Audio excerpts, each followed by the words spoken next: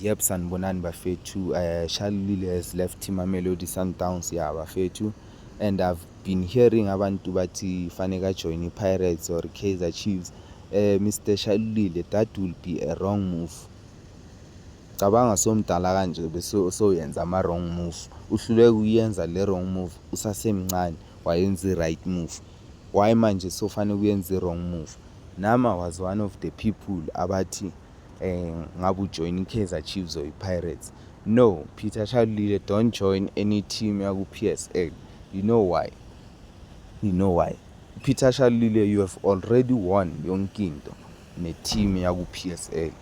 Wonke lama team ayi-15 waku PSL afuna ukuwina lezi zinto oziwinile already. Yabo. Number 2, let's say Pirates yakusign. Yes. Pirates yakusign a 3-year deal.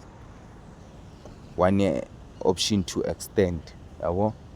Bese it happens ukuthi udlala 40 games, score 5 goals. Pirates the following year ithenga i-striker.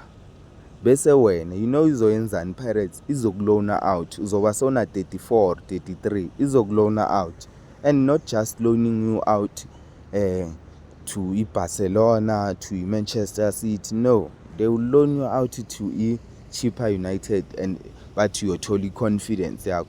Bheka ukuthi usukaphi mfethu, uyongitshela ngeconfidence. Ngisuka ku Sundowns ngitshela ngeconfidence. Yes, imagine bakutshela ukuthi hamba ugain confidence usuka ku Sundowns mfethu. Bakutshela ukuthi bafuna uyogain confidence le ku Chippa United. Mfethu, lo muntu usuka from sleeping on the private jet to sleeping on the bus to a game. Lo muntu bekaye gaming nge-private jet, umtshela ukuthi ayogain confidence ku Chippa United emabhasini. Come on, Shalulile, don't make that mistake, my nigga. Don't make that mistake mfethu.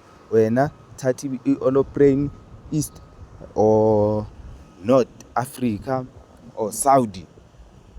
Yeah, lama team wala ku PSL azokumoshela isikhathi, akumoshele ne-legacy yakho ku PSL. Abantu bathi he was loaned to Chippa United. Ngiyakutshela mfana, don't do that man. Don't go to North bafana or mfethu sikupetitionele ubuyele ku Sundowns, because I still believe mina you are better than abanye abantu abada ku Sundowns. Danko.